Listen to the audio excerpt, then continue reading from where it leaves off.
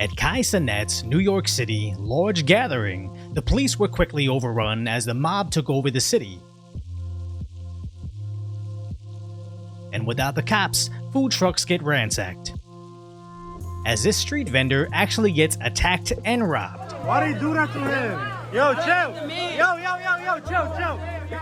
Chill. Yo. Nah, chill. So Millionaire Socialist Twitch streamer Hassan reacts with this. I f***ing despise local media, dude. There you go. How much they exacerbate, like, narratives that you see on Fox News. What role they play in the boomer reactionary pipeline. Local media talking about $3 worth of Doritos. One banana, Michael. What could it cost? $10? You've never actually set foot in a supermarket, have you? Like, you know, there was a bank run or some shit. They have a vested interest in running a narrative that, like, something incredibly violent occurred today. Yes, the non-violence of cars being destroyed, the non-violence of what was originally reported as a gunshot, but was actually just an arm being blown open by a firework, and the non-violence of police being pummeled with bottles.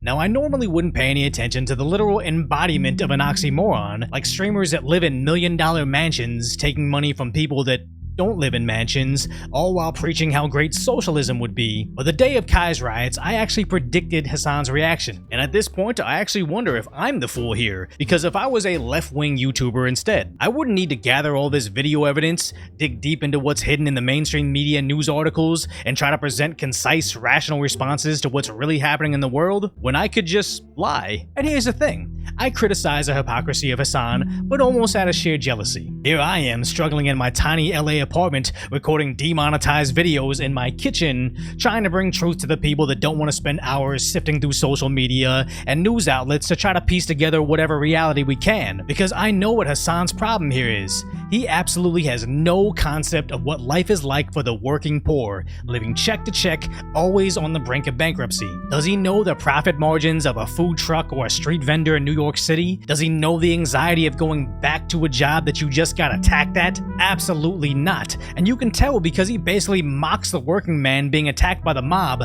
saying it's no big deal, and basically saying, okay boomer, to the people that don't want riots in the streets. Then reacts with, it's only $3 Doritos, not like it's a bank run, because $3 means absolutely nothing when you drive luxury vehicles while wearing designer jewelry. And notice how he would only find it concerning if the banks were affected. Funny how it's only newsworthy if rich people might be impacted. But I honestly don't expect much from someone that says this.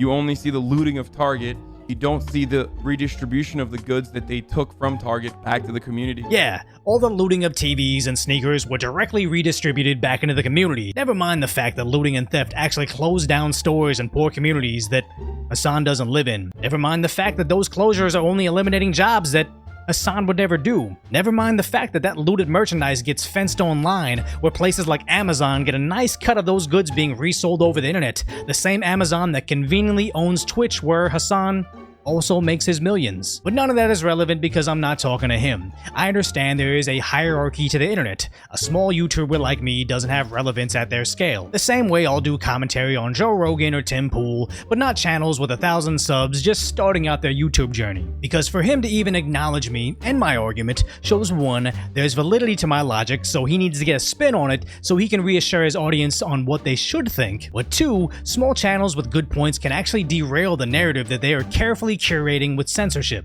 So although it's quite the conundrum for them, he doesn't actually need to address it at all. Because why? His audience doesn't want evidence, they don't need logic, they apparently are perfectly fine with just handing him money in exchange for getting their updated left-wing talking points. And oh my god, that's such a great grift. I feel like Millionaire Socialist streamers are like the mumble rappers of internet content, where no one exactly understands what the heck they're saying, but the industry does enjoy the useful idiots they create, so they'll always be propped up and pushed to the top of the front page. So if you appreciate my concise, lighthearted commentary on what's actually happening in the world, hopefully I've earned your subscription, then go check out the video on how activists somehow got duped into losing one of their hands to cool the earth.